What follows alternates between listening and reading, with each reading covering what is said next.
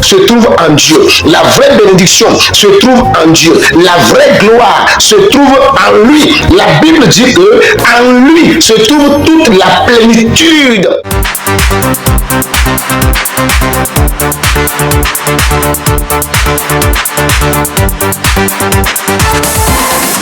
Melfa ura sakuna takeno, melfa useno taluvia, melfa rubara kuntelo ramilvia, latine ke sarabaru, melofani manabaro, melfaro saramiriam, melofeno talo keno ramilvia, les panos seno salivi, lutakuna takeno ramilvan, melo ramilfano rabat salouvé. Bien aimé, un jour, un frère m'a appelé urgemment tard dans la nuit.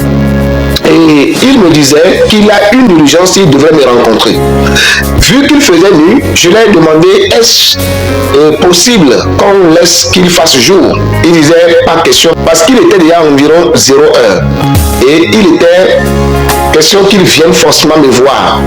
Ok, je lui ai accordé sa doléance et puis il est venu. Et à son arrivée, ce n'était pas lui qui a un problème, mais c'était une sœur qui a un problème et il avait voulu que j'intervienne pour que vraiment la main de Dieu se manifeste dans la vie de cette sœur, car sans quoi la sœur était en train de perdre la vie. Et la sœur en question, quand ils sont arrivés et ils sont entrés, je l'ai fait asseoir. La sœur a posé la question à cette personne qui m'a appelé, disant est-ce que c'est de cet homme que tu viens de me parler? Il a dit oui. Il dit ce que j'ai appris de toi, est-ce que c'est de lui réellement que tu m'as parlé? Et l'homme là, le frère qui m'a appelé pour demander une doléance, a dit c'est de lui que je t'ai parlé. Alors, explique-le ce que tu as et je crois que à travers lui, Dieu peut donner la solution à ton problème. Et quand le frère a dit ça fini, le frère est sorti pour nous laisser à deux. La sœur a commencé par tourner autour de la peau. Elle a commencé par expliquer certaines choses qui n'avaient pas de sens et quand tu l'écoutais, tu sauras que non, ce n'est pas ce qui l'a amené effectivement. Et puis, à un moment donné, j'ai dit à la sœur, pourquoi tu tournes autour du vrai sujet qui t'a amené ici? Voici ici, c'est peut-être que l'apparence, peut-être qui te fait cela, ou peut-être quand tu as appris parler de moi, tu pensais venir trouver un géant, un costaud, quelqu'un vêtu de grosses vestes avec une grande cravate au cou, ou bien avec des diplômes accrochés quelque part. Bon, tu es venu, tu as trouvé le contraire. Si c'est ça qui te décourage, je voudrais te dire une chose. Ce n'est pas l'homme qui peut donner solution à ton problème, mais Dieu qui peut passer par l'homme pour donner solution à ton problème. Et voici ce que je peux te dire. Tu as tel problème, tu as telle chose et telle chose. Et quand je lui ai parlé par la parole de connaissance, c'est-à-dire par la révélation, et effectivement ce que l'Esprit me mettait à cœur de lui dire était véritablement ce qu'elle vivait, elle s'est arrangée.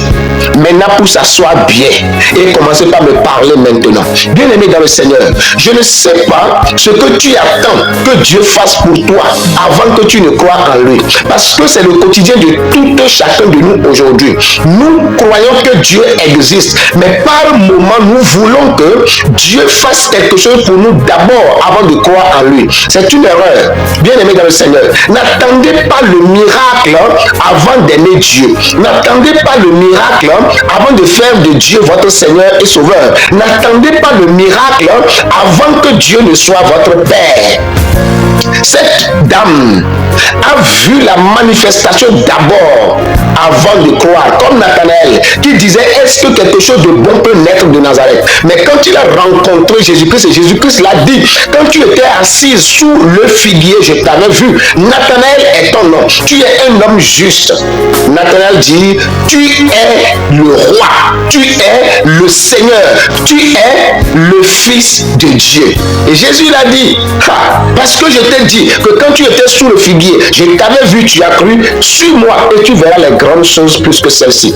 Peut-être que vous êtes malade et vous attendez que Jésus-Christ vous guérisse avant de croire en lui comme votre Seigneur et Sauveur. Peut-être que vous n'avez pas de boulot et vous êtes dans l'église, vous allez à l'église, mais vous ne croyez pas en Jésus. Vous voulez juste que Dieu opère un miracle dans votre vie avant que vous ne sachiez qu'il est Seigneur. Je voudrais vous dire une chose. Jésus opère le miracle ou il ne opère pas le miracle, il reste toujours le même, il ne change pas. Qu'il vous fasse ce dont vous avez besoin ou qu'il ne le fait pas, il ne change jamais. La seule chose que vous avez à faire, c'est ce que lui-même nous a dit dans Matthieu chapitre 6, le verset 33. Il dit, cherchez premièrement le royaume et la justice de Dieu et le reste vous sera donné par-dessus. Toi qui es malade, n'attends pas ta guérison avant de croire en Jésus. Croire en Jésus et la guérison viendra. Toi qui as besoin d'un percé dans n'importe quel domaine de ta vie, n'attends pas le percé d'abord avant de croire en lui. Croire en lui et le percé viendra dans ta vie. Je prie en ce temps-ci, pendant que je suis en train de parler, que le Saint-Esprit t'aide à comprendre ce que c'est que croire en Jésus. Car le vrai bonheur se trouve en Dieu. La vraie bénédiction se trouve en Dieu. La vraie gloire se trouve en lui. La Bible dit que en lui se trouve toute la plénitude. Alors, tu veux la grâce, tu veux la gloire, tu veux la guérison, tu veux la santé. Bien-aimé dans le Seigneur, ne doute plus de sa présence, ne doute plus de lui. Il peut tout faire pour toi. Luc chapitre 1, le verset 37. Rien n'est impossible à Dieu. Croire en lui sans voir, croire en lui sans toucher, et tu toucheras, tu verras. Que Dieu te bénisse par cette brève exhortation dans le précieux nom de Jésus-Christ de Nazareth.